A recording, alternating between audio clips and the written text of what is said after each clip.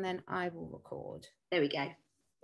Right, so we are back again. Brice and I have just had our coffee chat, and we are back today on the 10th of February for the first time on our Discover Your Passion series with the amazing Lucy Davis. So how are you doing, Lucy? Hello, ladies. Oh, it's so amazing to be here with you both. Very excited. Been looking forward to this since our last chat, Catherine. So, and your little offline chat with me about it's got me really excited because I'm like, this is everything. This is everything that I do. So, apologies in advance if I get extremely passionate as I go through this today. No apologies needed. We want you to be extremely passionate. That's the energy we want. So. Let it rip, girl.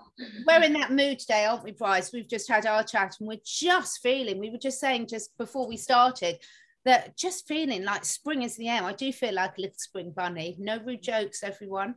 But daffodils are coming. Why not? In the UK, yeah, we like a little bit of rude jokes. A little bit of innuendo is right up my street. But Lucy, before we really get into the discussion, now, obviously you've been on my channel before, but not on Brice's. So can you tell the audience a little bit about yourself? Of course, with absolute pleasure. So my name is Lucy Davis. You can probably tell from my accent that I am from the UK. However, for quite some time, I was travelling between, or I was based between Australia and the UK. And wherever my heart was called, so if I ever got an intuitive pull to go somewhere, I would hop on a plane and I would go, and I would always find myself in an amazing magical situation whereby I would cross paths with an incredible healer, or I would cross paths with somebody and they would almost like not give me a physical gift, but they would give me a gift. And a few weeks after I'd met them, I'd be like, wow, didn't know I could do that kind of thing. So I have lived my life 100% intuitively since 2017. Prior to that, I was working on the trading floor for investment banks for my sins. I did that up until 2014 when I burnt out physically. Then I took 14 months off of that and went on a massive self-healing journey, which is where I truly believe that I was given my awakening. I'm actually writing my book at the moment about this journey, and so every time I speak it, I'll kind of get really emotional. So if I get emotional today, you know why. And then in 2015, I went back to the trading floor and I promised myself it would be maximum 2 years. And I did 22 months and then I was out the door.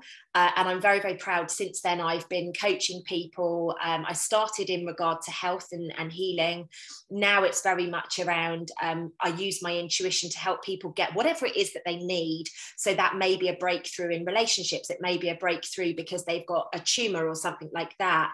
And, you know, that's just the way that I navigate now. I also mentioned to you previously, because I know this is very aligned with you, Catherine, I'm qualified in iridology.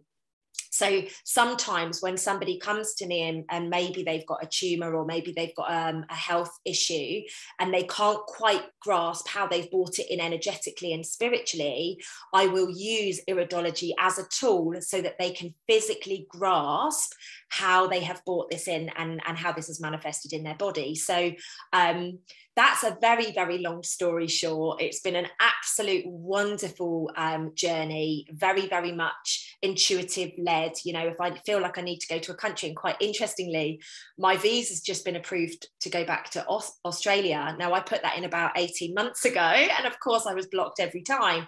And literally in the last few days, it's been approved. And I'm like, okay, what does Australia need right now? I mean, obviously we know what Australia needs right now. And it's just very, very interesting that all of a sudden now I can go back. So obviously they're ready for some of the magic now, I hope, and I pray for them. Can I ask you, before 2014, when you had your awakening, when you were a child, through your teenage years, all that early adulthood, did you have spiritual experiences, or did something just happen where all of a sudden Pandora's box opened? No, really good question. And thank you for asking that. So until I was about 10, I was a bright little button. I had invisible friends, which obviously we know aren't invisible friends. You know, I would have conversations and I would literally round up all the children, and animals would just be constantly around me. Like, I was really, really spiritually awake, although obviously I didn't know that at the time. And my parents were not aligned to that at all at that period. And when I was 10 years of age, I was in an exam. Over here in the UK, we'd have to take an exam to decide whether we go to a grammar school or not. And I was in that exam, and a boy had an epileptic fit. And it was that moment I decided to like just switch everything off, because it didn't make sense to me. And I just started focusing on my schooling and my education. And from there, I went on this huge spiral of self-sabotage, because it just wasn't aligned with what I was doing. Like, I was never meant to work in an investment bank. I don't know how I did it.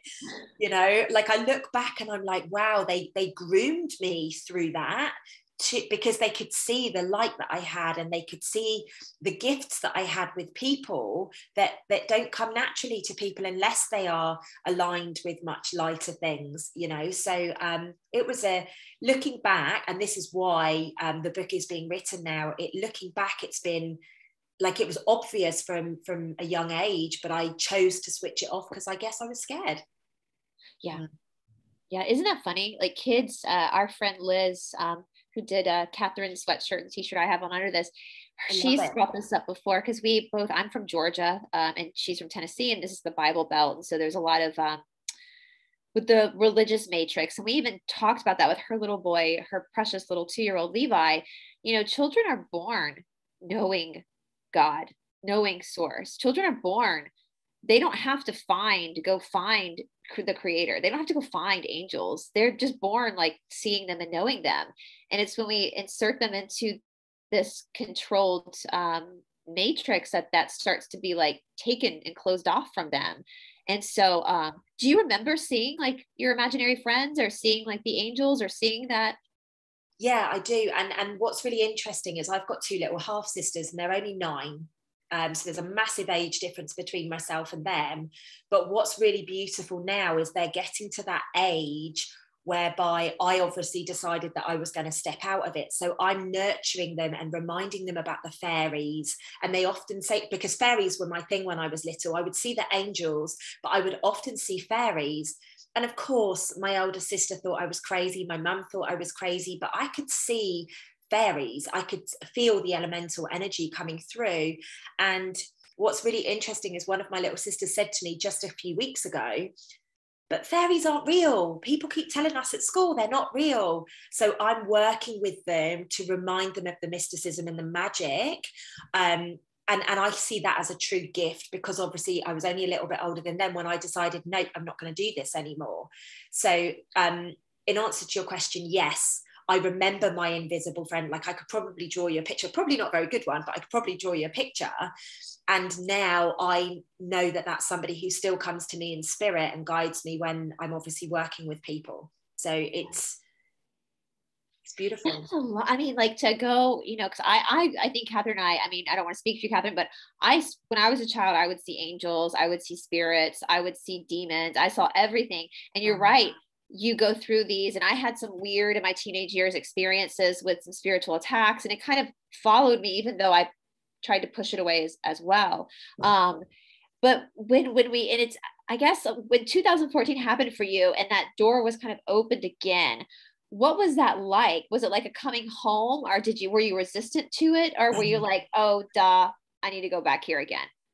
Well, what's really quite interesting is out of nowhere, something has just fallen over there. So that's just an angel letting us know. I was like, okay, thank you for that. So actually what happened was in 2013, my granddad died. And as my granddad was in his last weeks, he kept saying to me, Lucy, you're here to shine your light. Lucy, you're the sunshine. You're supposed to remind people. And he kept saying, are you happy? And he was on his deathbed. So I was like, of course I'm happy, but I was completely lying to him, completely lying to myself.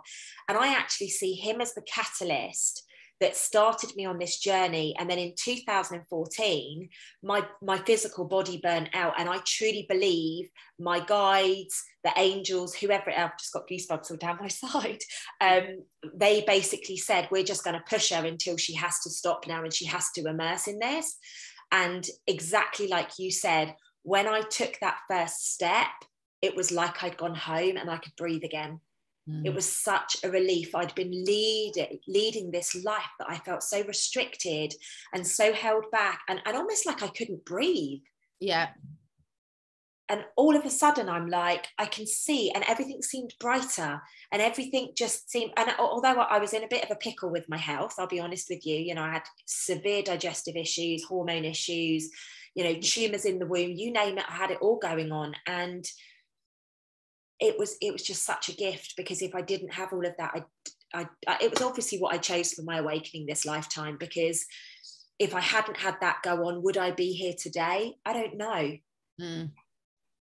It's so fascinating hearing you say that. So there's so much that resonates with me in terms of when I stepped out of the corporate career and went into doing what everyone thought I was completely mad about, giving up my good career, etc. And it felt to me like I was going back home, and at no stage did I ever feel it was the wrong decision, or it wasn't going to be what I wanted in terms of success, not what other people wanted in terms of success.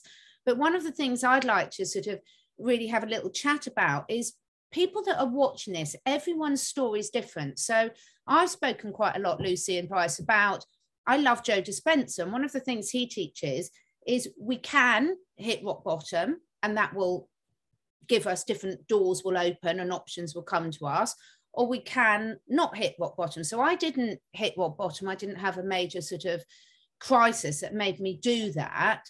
But there is no right or wrong. Everyone's journey is completely unique. So when people are watching this and they're thinking, well, I don't remember my friends, or I do this, it doesn't matter, does it? Because you're all exactly where you're meant to be. It's such a cliche, but it's just about, what I love about the way you talk, Lucy, is it's about really, where are you now, and where do you need to be, and where do you want to be going?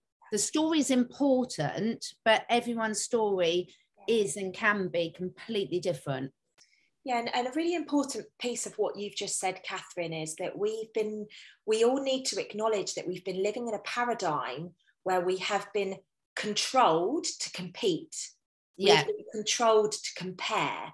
And this is like why I value self-love and self-acceptance, and I turn everything on self. You know, if somebody annoys me, I'm like, okay, what have I done here? Like what?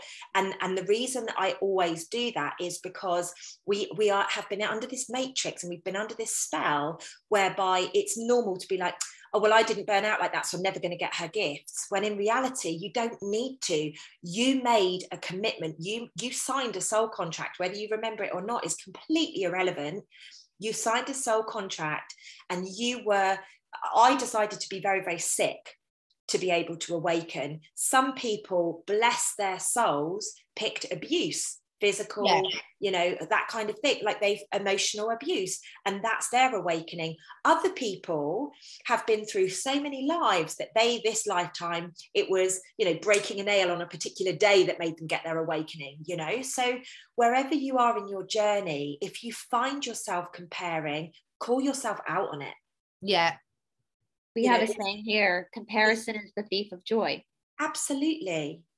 It's not serving anybody other than the people that have held us under their spell for a very long period of time. And if you think about it, you know, whatever your belief system is, whether you think, you know, the devil is the dark side or whatever, like, they've played a blinder by, you know, weaving their way through every area of life, through our food, through our looks, through our, like, literally through everything. So we are under this spell of, oh, wow, you know, Brice has got such beautiful hair. Like, I wish I had her hair, you know, because you can't possibly be happy with your own hair, because whatever you've got, you want something different. And spirituality and stepping into your, you know, your purpose and your passions, exactly the same. Yeah, it's so unique. And I just think that's a really important message, because I get a lot of people writing to me at the moment, and sort of very much in terms of, well, I can't because this is my story is different, or my story is different. And you are so right, Lucy, that has been so programmed into people that there's a way of achieving it. And we were just talking about this earlier, actually, weren't we, Brice? There's so many different ways. There's an infinite number of answers. There's an infinite number of ways to get somewhere. You know, we hear it a lot in the diet and nutrition, which you know, we've both got some of that in common. But there's so many different ways to achieve your goal. And one of the things that I really love, and on your website I saw it this morning, is that you are a master at asking questions. And that's what Brice and I are passionate about, and is that, you know, just stay in that questioning mode. Yeah. It's something I actually pride myself on. And I've actually got a team of coaches who work with me now because my business has expanded so quickly. And I say to them every single time we speak, become the master question asker. And become the master question asker from your heart, not from a place of defensiveness. Because what happens normally is if you don't get your own way, you get on the defensive and you react, and that doesn't serve anybody. And this is where this, you know, this ego paradigm, which we've been living in for such a long period of time, really kicks up. You know, you could say to somebody something that triggers their ego, and then you could say something really beautiful to them, and they'll have a reaction because they're still feeling the emotion from previous. It's very important if we can drop into our heart space and rather than assume, become vulnerable and ask questions. Constant questions. I find myself asking really basic questions sometimes because I hear a word and I'm like, okay, this word means this to me, but I'm not sure if that's what they're talking about. And actually it pacifies everything. If you're vulnerable enough to just say, what did you mean by that? You know, could you clarify what you mean by this particular word? Or I've interpreted it as this. Can you just confirm I've interpreted it correctly? You know, but most people won't do that because they're scared of being rejected, or they're scared of looking silly, or, you know, they've got this bravado that they need to carry. But the thing is that hasn't served us for the last, you know, hundreds and hundreds and hundreds of years. So unless we recognize that we're all different, we're all experiencing, some of us could be experiencing the same thing, but feeling totally different. And that's okay. Yeah. Well, there is no such thing as reality. It's all perception, you know, it's all how we perceive it. And it's, when you talk about that, I keep thinking about just a small comparison. It's like when you're texting with someone and you miss it because you're not hearing them speak, you're reading it through your voice. Yes. And how many arguments have started because a text was perceived wrong. It's the same thing in conversation too. You know, it's back in the late early 2008, 2009-ish, but when iPhones were first coming out, when I lived out in Los Angeles at that point, and there was this TV show that this guy was doing about dating. And at that point, text message here in the United States was still relatively new. Most people still would call. And I remember the guy saying at that point, you know, don't ever text someone unless it's something like, I'm running late. You know, something very clear, always call them instead. Well, of course, now what do? We all just text each other.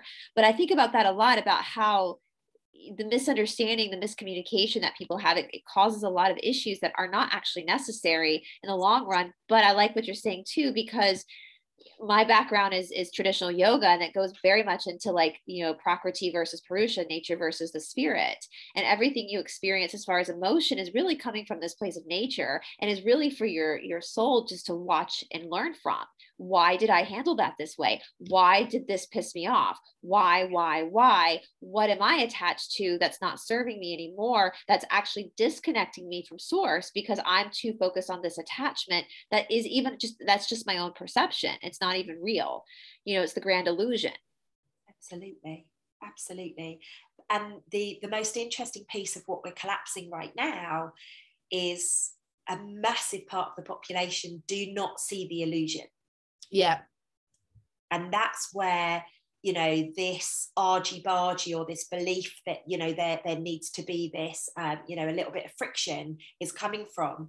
And I don't know about you ladies, but I'm seeing it a lot more at the moment because we are rattling everybody. Like literally everybody's being shaken up right now. And normally, you know, people that are normally very calm and collected are all of a sudden having outbursts because they physically don't know how to cope with the fact that they're watching the illusion collapse.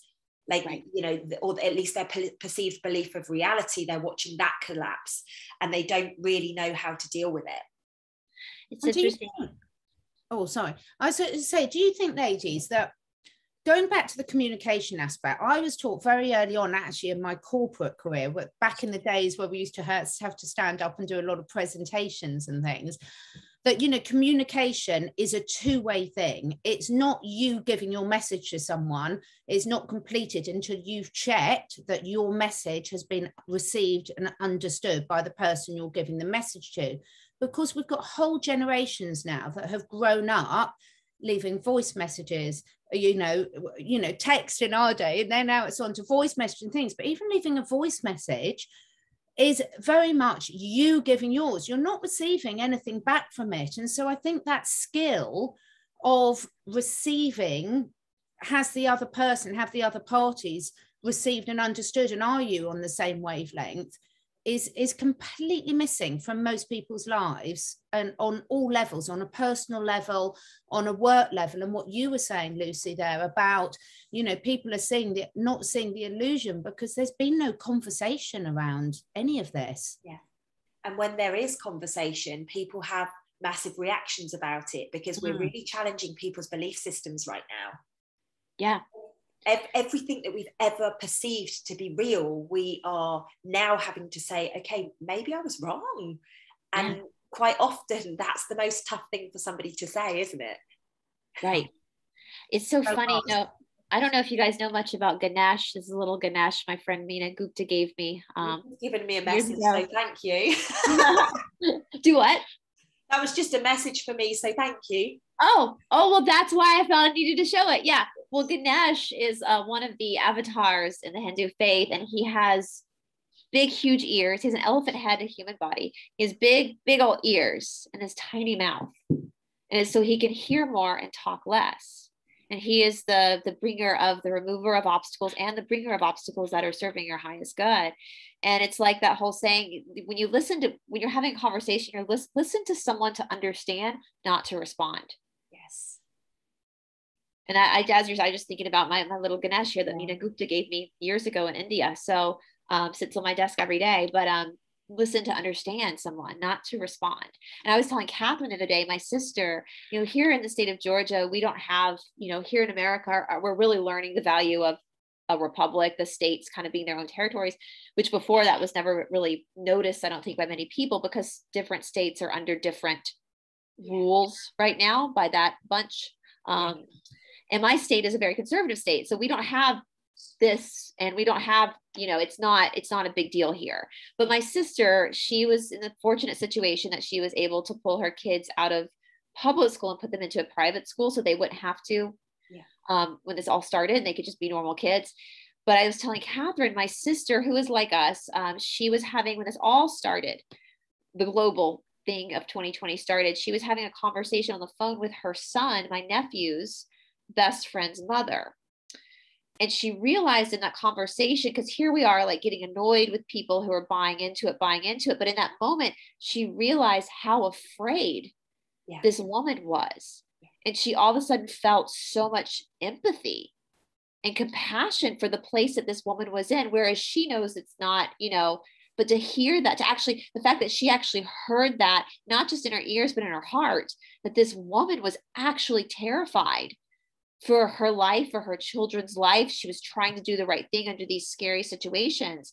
And when my sister told me that, when she realized that, it changed my perception on a lot of people. Like, oh my God, like how scary would that be to be living in that world where you literally think there is something out there that's going to take you out? You know, it's a real skill what your sister did, though, you know, because it's very few people that can actually allow that feeling when it goes totally against their belief system, to actually allow that feeling of somebody else to hit. So it's kudos to her, you know, really kudos to her. And I feel, especially in the early days, there was very few people that had the ability to do that. Like my mum, unfortunately, was very scared. So I had to learn very quickly that there was fear in people, and they truly, truly believed in it, even though I didn't at all, you know, didn't buy into it at all, not even for 1 second. But very quickly, because it was my mum, I had to step into that space. And there were times, don't get me wrong, that I was like, this is crazy. I can't get my head around what you're thinking. But the fact that, you know, I've known my mum for all of my life, and she's not crazy, and she's not normally a scaredy cat or anything like that. So it was a very real situation. And I just, you know, again, I just think kudos to your sister for allowing herself to remember she's got two ears and one mouth for a reason, because a lot of people don't seem to remember that these days. They just hear a word and they react or something. And again, it's all part of this paradigm. It's all part of this control and this, you know, this indoctrination that we've all been in. Yeah. And it's funny too, you were saying earlier about, you know, this illusion that we've all been in. And we were having a conversation with an older person a while ago, trying to explain, because they're kind of halfway there, this person in my life, we were trying to explain like what was really going on, or what we perceived to be going on. And this person just looked up and she goes, so you mean to tell me everything in my whole life has been a lie? And that hit me, because I was like, oh my God, yeah, that's basically what we're telling you. And that realization that for an older person, especially, like their whole life have been a lie. And that struck me. I was like, so a lot of people are fighting against that feeling of like, I can't believe this, because that means that everything I've held to be true is basically BS. Yeah. Or for me, I'm excited. I'm like, yay, that means everything's I know. BS. This is the interesting thing, isn't it? Is that everyone's reaction to that being that realization that everything in your life up until then has been a lie. Everyone reacts to that differently. You know, we're like, oh, that's really exciting, because we thought something was off, but we didn't know what it was. And other people, it's completely terrifying. And I've got a twin sister, and, you know, she loves roller coasters and I hate roller coasters. But physiologically, if we're standing in that queue, it's the same reaction going through our bodies, but she's interpreting that as excitement and I'm interpreting that as fear. Yeah. It's fascinating, isn't it? Really fascinating. It's actually a really good example, though, that you've just given there, Catherine, because we all, a lot of people out there, particularly, you know, where the truth movement has been concerned, everybody's, but we're right. Yeah. But actually, you are spot on with what you're saying. Two people can be looking at exactly the same thing and be feeling complete different things, and actually see different things as well. Absolutely. Like if all three of us were stood in a line looking at a beach, I guarantee someone would notice the colours more than the animals running on the surface. Or do you get what I mean? We'd all see different things, and that's what we need to keep coming back to. Like, none of us are right. Because right and wrong, again, is just an illusion. It's all based on your experience and what you're choosing to experience this lifetime. And I do feel like I keep being shown that April is going to be a really big period of time for kind of like a mass awakening on the planet. So whether that happens or not, who knows? But I pray for everybody, that everybody, even the people that have been really not wanting to look at the fact that their 60, 70, 80, however many years have been a lie, can start to recognize whatever it is they need to recognize so that they can find their peace. Right. Right. And that's something that we, you know, there's a post that keeps going around the social media is like, God woke you up for a reason. God woke you up for a reason. And I think too, even in this community, what we have to start taking in that compassion as well. Because I know that I've had people try to take my authorization away from me from being a Mr. T supporter. That's my job, to teach. I've had so much smear campaigns. People in my life I thought were my friends just because I was a Mr. T supporter and because I was talking about the stuff that they thought was just conspiracy junk, you know, especially with the little, you know, to be careful what we say on YouTube, but you guys know what we're talking about. And have that anger inside of yourself, but to know that there's going to come a point probably very soon where you're going to have to swallow your pride and be there with open arms to hold these people and tell them it's going to be okay, you know, and be the bigger person and put all that anger aside to help. I mean, Catherine knows one of my favorite quotes is a Ram Dass quote, and it's, we're all just walking each other home.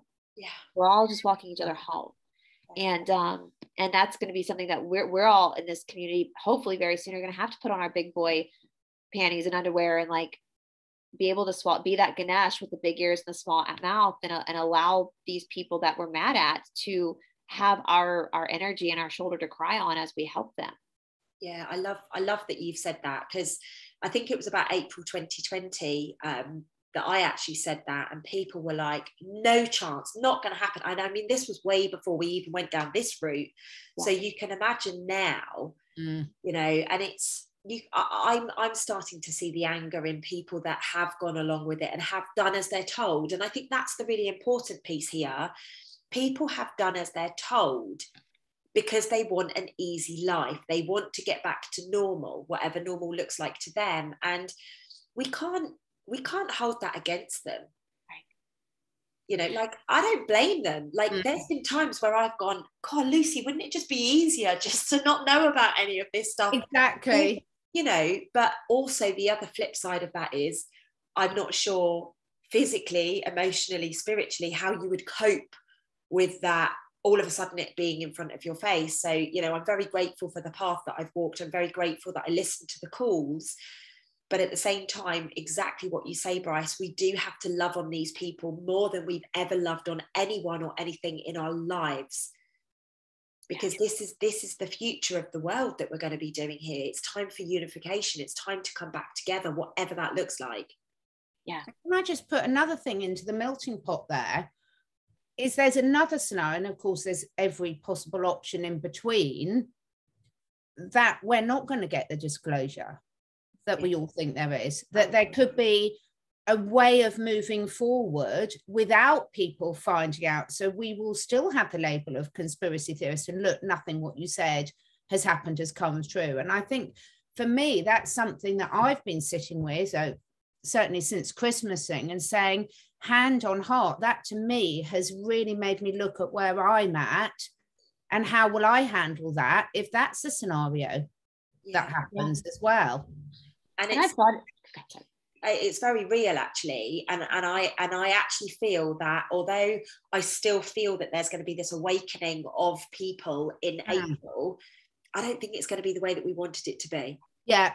Like, I think we've got to accept that now. I don't believe any of the, you know, the stuff about the lady, the top of the royals here in the UK. I don't think that's going to come out. I don't think anything about the you know, the little beans, as I call them. I just don't see that, because imagine the trauma. Exactly. Yeah, I was about to say that. Yeah. I've said that before. Like, if there was, you know, for most of us, I think it was, we've been able to take these like stepping stones where we figure one thing out. And then Kath and I just talked about this, because I've said before on our shows that I'm kind of bored with like the political stuff and the medical stuff, and I'm ready to talk about the future. Like, let's move out of that. Like, that's the catalyst that brought us, but let's talk about the future. Let's talk about off-worlders and the fact that we might be living for 400 years soon, and like that the earth itself is transcending into this lighter density of positivity. Let's talk about that. Like, that's where I want to go. But, you know, but imagine, like, just imagine if you are one of your friends or family members who's had blinders on and has been just like, nope, this is all the life I'm living is the real truth, and you're all crazy and blah, blah, blah. And then all of a sudden, if we get that EBS, whatever happens, all of a sudden they're forced to look at everything in one go. Whose nervous system can handle that? Nobody's. They just wouldn't survive. And is it constructive as well? Is that moving the planet forward? That's been my question, and I've got so much stick from it for people. But, you know, from my ego perspective, I'd love my sisters to know this was all true. But that's from my ego's perspective. Do I think it's constructive from a planetary moving us forward to a higher vibration? I think that would bring the planetary vibration down so quickly. It's just my opinion. And therefore, I think it's going to be a fascinating one for us all and people watching here. How will we handle it if the truth doesn't come out? Yeah, and it's a really good question. It's a really good question, because if you think about it, they showed me this quite a few years ago. There was going to be these waves of people waking up. It always had to be a wave. So, you know, if you think about where the you know, the lockdown period started, it was the women were getting, because we were protective over the bubbers, right? So the women came, boom, we came online. And then all of a sudden there's other things that started coming out. And I just seen everything as a wave. Now, they picked us for a reason, because we could handle it. So we've handled it. So I see this next bit, we are the ones that are going to have to just learn how to handle it, because we are, you know, we have been through the mill with it. We are tired. We do want the truth to come out and everything like that. But at the same time, we've shown our resilience, we've shown our integrity, we've shown our passion. And I truly believe that actually all of this stuff with regards to the EBS and bits and pieces, I just think it's noise now. Yeah. I really do think it's noise. I just don't see that timeline taking place. Right. I just don't see it. Yeah. And I think, you know, as far as like, you know, people's big complaint is that we all need to know what's happening so it doesn't happen again. Well, here's my thing. Too many of us know now for it to happen again. Once you see it, you can't unsee it. Second of all, where we're going, what's been prophesized in all of the religious texts, astrologically, through the law of one, all these different channelers who are coming from different backgrounds have all said the same thing. Right now, Earth itself is third density, which is polarity, the density of polarity. And as it goes into fourth density positive, there's not going to be that polarity anymore, which is a world I don't think any of us really even understand how to fathom, but we're getting there. And so if there's not going to be that polarity in a fourth density positive planet, none of that stuff can exist anyway. Yeah.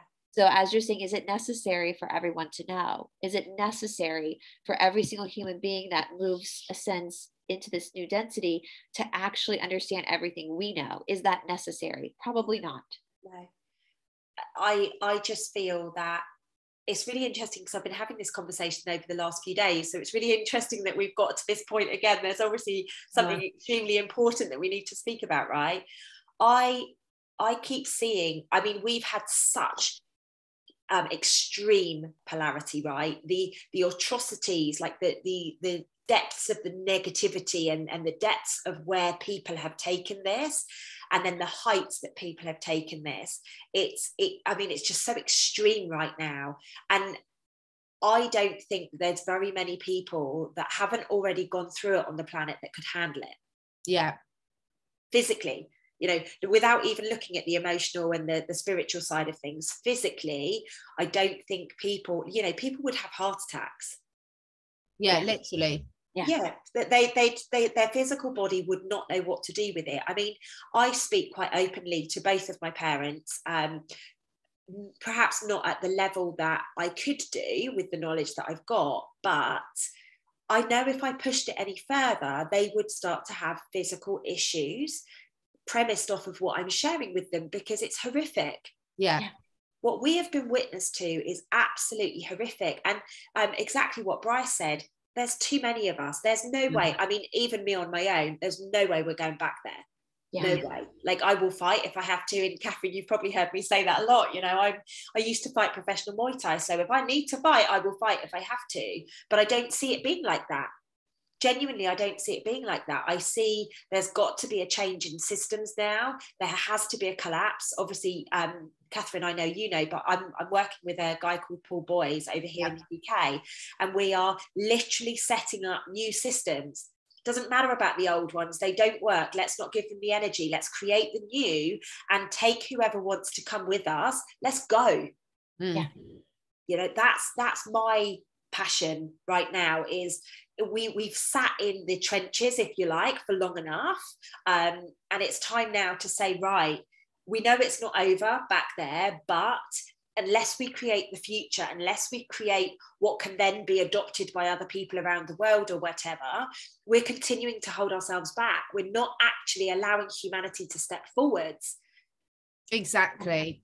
Because energy flow, you know, is where attention goes. And if we truly believe that, it's so important that as many people as possible live that. So Brice and I have spoken loads, Lucy, about this balance, this seesaw balance between sometimes some information is really important to help you course correct and make different decisions in your life. But that is different for everyone. So, for example, I don't need to go to a factory farm now to know what happens at slaughterhouses. Yeah. I've got enough knowledge that I don't need to go there. And actually, I did go through a stage of my life where I did so much work with rescue animals and abused animals and everything. It was actually detrimental because I was staying in a pity vibration. And I had to sort of go through that learning curve to realize that I wasn't being very constructive then in my actions when I was stayed there. But that was a stage I had to go through to sort of then realize how I could be more constructive in where I was putting my energy. And I think, you know, I strongly believe in a placebo effect, and I strongly believe in the nocebo effect. And to tell huge swathes of the population, just for an example, say if some of this stuff is right, let's just say for scenario, what good is that going to do, saying you're all going to die? It will just that constructive. It will create more fear. It will create a huge wave of illness. Whereas actually, we know there's so many healing modalities out there, mind, body, you know, whatever resonates with that person as an individual, that let's put our energy there perhaps, and that might move us forward a lot quicker. I totally agree. Just imagine now. I mean, there's so many millions of people in the truth movement across the world, right?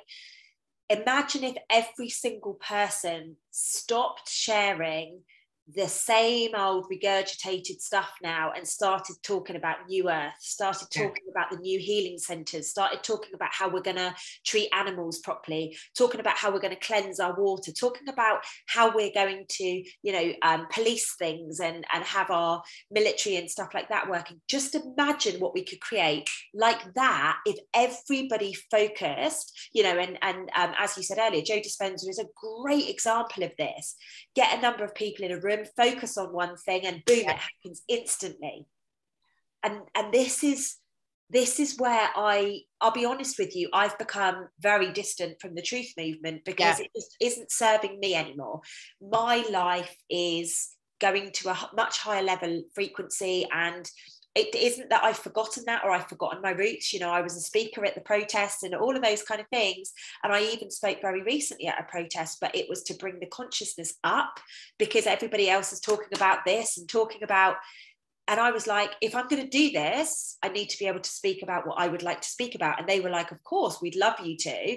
And of course, at the end of it, I probably had about 50 people come and say to me, thank you so much. That's the message that we needed. We don't need to hear about this anymore, or the numbers, or the argy-bargy, or, you know, what's going on, or who's arguing with who. Like, we're kind of tired of that now. Yeah. And those people, like we were saying, Brice, earlier, those people that do need to hear that will hear that, and they'll be naturally drawn and resonate with the people that are going through that, are doing that message. And so there's no judgment in all of this. We're sort of sharing our journeys that we've been through and where we're at, and everyone will be on their own journey.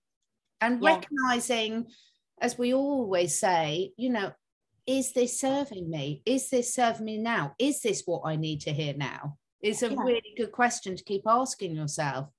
I think and I don't want to speak for the three of us, but I know for me specifically, the dark stuff, the hard stuff that I want to step away from now was so important when I found it, because that was the catalyst that made me start questioning. And as Catherine and I, but and I don't need to look at, somebody sent me a long time ago, somebody sent me a recording of a little being who was, I'm trying to be careful about what I say, who was at that restaurant in DC. And it was a recording of this little being crying because somebody was in there, you guys know, and I listened to 2 seconds of it and I shut it off and I sat there and just started bawling because I couldn't hear it. I don't need to hear that stuff to understand what's happening. I don't need to be face to face with the atrocities, what's happened, to understand what is actually happening. And I know what's happened. And now, and as Catherine and I said in our last episode, like, after you kind of wade yourself through that and you start realizing that there is an illusion happening, there is something going on, then you start asking why have they done this to us? Why? And the excitement for me is that, oh, there's something really powerful, really magical, and really special about humanity. And they don't want us to know. So what is that? That's what I want to start focusing on. Good. Why were they covering this up? Who are we? My friend Stephanie and I say all the time, who are we? Like, who are we? I love that. Like, let's look at that, because there's obviously something very powerful about Absolutely. us. And what I love about what you've just said, Brice, is that we've taken this and we've really ignited our passion Yeah. You know, I wouldn't have done half of the things that I've done in the last 2 years if it hadn't been for things like that video that you just spoke of. You know, like, I mean, I've spoken in front of thousands of people at protests. I've, you know, created all of these different things, started healing centers. You know, that it wouldn't have happened. It wouldn't have happened if we hadn't had that passion ignited. And, you know, exactly what you said, Catherine, divine timing. All of us are divinely placed. We need people that are still sharing that stuff so that they can help the people that are going through their journey. It's just not me anymore. It might be you, it might not be you anymore. And there's no judgment for that, you know, still going on or still the same information being shared, because it will resonate, like you say, with the people that are there for it to resonate with. You know, and just imagine, I've often thought about this, and I'd love to hear your opinions on it. Imagine if the whole world had woken up at the same time. Your faces said it all. Yeah, it would be chaos. Well, it's funny, you know, we've been told, and this has kind of been annoying me lately. I know I've talked to Catherine about this. I know we have to be careful. Like, I use the term movie a lot on my channel because of censorship. Yeah. But I think a lot of people have taken that whole, this is just a movie, and they don't understand exactly what that means. And they're just sitting back and like letting other people do stuff. Yeah. You know, when Mr. T said all those years ago, the storm is coming. What storm, Mr. President? What storm, Mr. President? It said 3 times, what storm? And he said, you'll see. My understanding of that is we're the storm. Yeah. And it's not us having a battle. It's us going, you know what? This is all an illusion. And I'm going to figure out how powerful I am. Yeah. And then we're going to work on that together. And that vibration is going to be that storm that takes down the illusion. Yeah. It has to. I love that. I love that. And that really links nicely with how I feel about it, because I've been saying for a very long time, nobody is coming to save you. Nobody. You know, like, I love the work that Mr. T did. I love the work that other people have done. Nobody is coming to save you. And too many people have sat back on their laurels and are waiting for certain characters like Mr. T to make a comeback to rescue them. And quite frankly, we've wasted time because of that. Yeah. Now is the time. And that's the old system. Yeah, exactly. Having someone do it for you. You got to save yourself. Exactly. And it's time to just, like, whatever feels right to you. You might be like, well, I'm just going to go for a walk. Great. That walk will generate something for you to take forwards. If you're like, yeah, but I don't know what to do, I need somebody to direct me, just do what feels right. And trust me, the gold will start to flow. Yeah. I had no idea that I would be helping create a plan for the UK to get out of this mess. Like, never in a million years. I always wondered why I was a project manager on the trading floor. I always wondered why I had to do global projects and stuff. And now I'm like, aha, now it makes sense.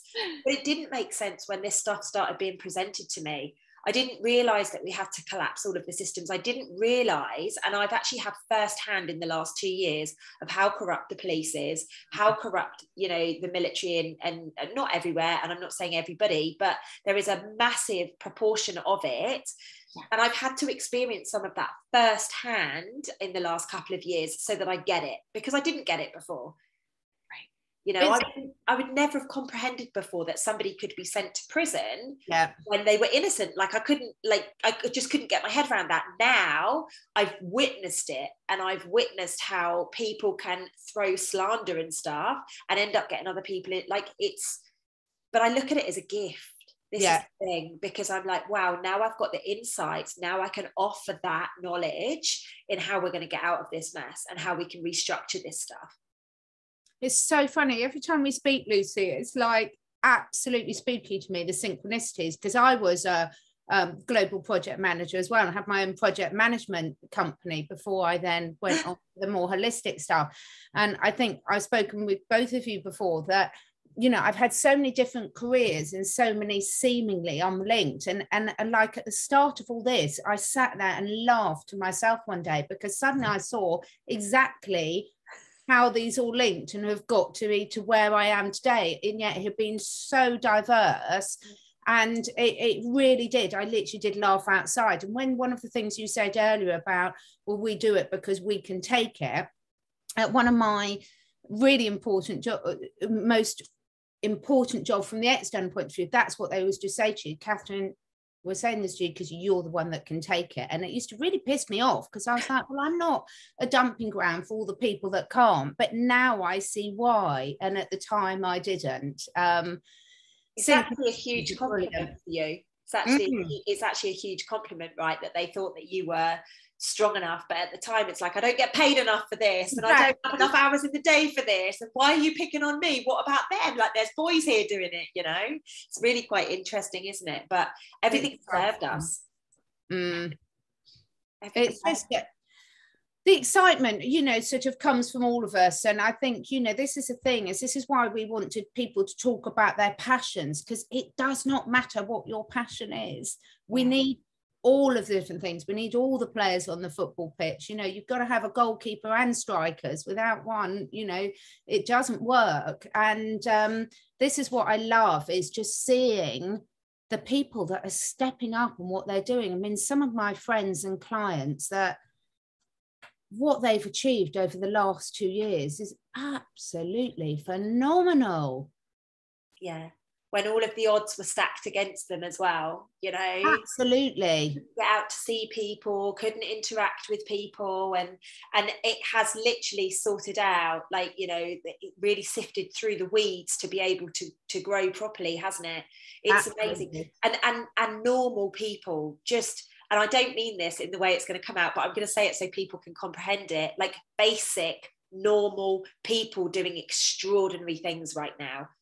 You know, like I'm in awe of so many people around the world. I look at them and I'm like I'm their biggest cheerleader. I don't know them from Adam, but I'm cheering them on, because even if that one little thing, that one little, you know, bulb that they've planted this year, it comes up, you know, it's going to be huge for humanity. And I think that's what's important right now. Doesn't matter if you love animals or love humans or love food or love, and like, just figure out what it is and just go do something in alignment with that. That's all we can encourage right now. I love that you said that, Lucy, because I know I laugh because I've had people accuse me of being a Princess Diana, that I have a mask on, which I don't. And then I don't. And I'm no mask here, guys. And I'm literally younger than William. So thanks a lot. No, but I've also had people believe that I'm her daughter. I'm not at all. I've had people ask me if I'm a Kennedy. I'm not. And I've seen that a lot. I'm just Brice Watson from Atlanta, Georgia. Like, that's all I am, you know? And I love that you say that, because and I don't know if we've talked about it on screen or off screen, Catherine, but it's funny, but it kind of makes me mad sometimes, because I'm like, why do we have to be somebody famous in order to actually do something? The old paradigm. It's the old paradigm, right? Only people that have got lots of money and lots of fame and lots of support can do this stuff. Well, we're rewriting the record books, right? That's what we're doing here right now. We're changing it. Like, I'm just some normal girl that was born in Bournemouth in England, you know, to a normal mum and dad, and had a normal life. But you know what? I know I'm going to help lead the UK out of this stuff. Like, I know that. That's not my ego speaking. I just know it because I'm doing it. Yeah. And that goes back to the whole idea of, like, what are they hiding? That we're magic. You're just as magic as Princess Diana. You're just as magic as any celebrity you idolize. And we shouldn't be idolizing celebrities anyway. We should be respecting people, but understanding we are all sovereign beings. Yeah. We all have that spark of life inside of us. It doesn't matter, you know, if you're on the cover of a magazine or, you know, just living in the Midwest and a housewife with no social media, you're still just as magical. Right. And I get people asking us too, I'm sure Catherine too, like, what can I do? I don't know what to do. Just holding that vibration is enough sometimes, because you are enough. Yeah. You are enough. And I love it. It's so, you were saying I used to teach Mysore classes in the morning. I thought that was what I was going to do for the rest of my life. But when we shut down, the shala that I was running my program out of shut down as well. And I went through this whole like dark night of the soul. Oh my God, what am I going to do? This was my life. And then all of a sudden if you had told me 5 years ago I would have a channel, I would have laughed at you. You know, like, if you want to make God laugh, tell him your plans. Because I guarantee you the universe has a way more exciting plan for you than you could ever plan for yourself. So I like that you just take one step at a time, because you will start getting the information. It'll come. Absolutely. And what you've just said there really resonates with something that happened on Friday. on Friday, I was doing loads of stuff, and I was meditating, and I just kept getting this vision of, you know, the gods and the goddesses, and, you know, the people that we're like, yay, they've got us here in the past, just sat around a boardroom table, you know, kind of pulling all of these ideas together and just allowing everybody to recognize that they are magic. Yeah. You know, and that's the vision that we need to keep holding, is that you were chosen to be here. Like, you are more than magical, and you are going to unpick whatever it is that you've gone through, and you are going to one day look at yourself and be like, wow, I did it. Yeah. It makes me laugh when you said this, and I think throughout all of this you have to maintain a sense of humor, most important yourself. Because when you were saying that, Brice, I was thinking, no one's ever thought I was ever anyone like that. So come on, guys, who am I going to be? I'll be let me tell everybody, if you saw a picture of my mom and my dad, I'm their child. I'm their child. Trust me, I'm their child. So it's just so funny. And I think, yeah, it's very exciting here in the UK. The bulbs are coming up. Spring is on its way early, isn't it, Lucy, as well? I'm so happy. The horses are kicking their heels up in the field, and things are looking pretty rosy, I would say. Yeah, I totally agree with you. I totally agree. We're definitely on the road out. I feel that there will be a couple of hiccups along the way, but that's okay, because we've dealt with that for the last 2 years. And, you know, we are changing the world. We're not just, you know, stepping out of a situation that we've been in. No. We're changing the world.